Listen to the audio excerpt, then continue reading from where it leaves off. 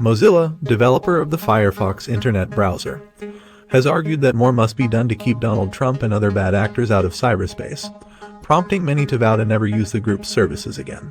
In a blog post titled "We Need More Than Deplatforming," the open-source software community said that Twitter's decision to permanently ban Trump from its platform didn't go far enough in weeding out hate on the internet. While blaming Trump for the siege and takeover of the U.S. Capitol on January 6th, the nonprofit tech group argued that white supremacy is about more than any one personality. "We need solutions that don't start after untold damage has been done. Changing these dangerous dynamics requires more than just the temporary silencing or permanent removal of bad actors from social media platforms," Mozilla wrote. The group proposed a number of measures to help protect the internet from verboten views.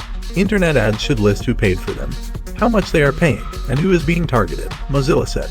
There should also be meaningful transparency of platform algorithms so that people can examine what kind of content is being promoted. The group also demanded that tools to amplify factual voices over disinformation are added to the default settings of internet platforms, and said that independent research must be carried out to determine how social media is affecting society and what can be done to improve things.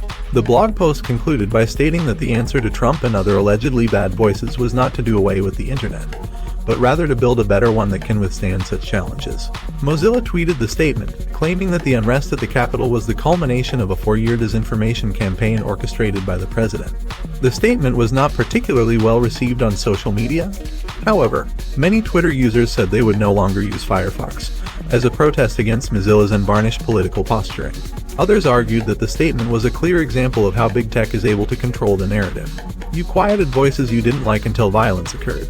Now you're using the violence as justification to completely purge those voices," noted one reply. Similarly, unimpressed observers urged Mozilla to focus on fixing its browser, rather than diving into politics. But many others rallied around the organization's call. A supporter told Mozilla that it has a big voice on this subject, and expressed hope that the group was doing all it could during this big moment.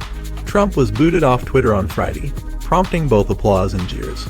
The U.S. president denounced the radical left for silencing him and has vowed to move to a new platform, even suggesting that he could make his own.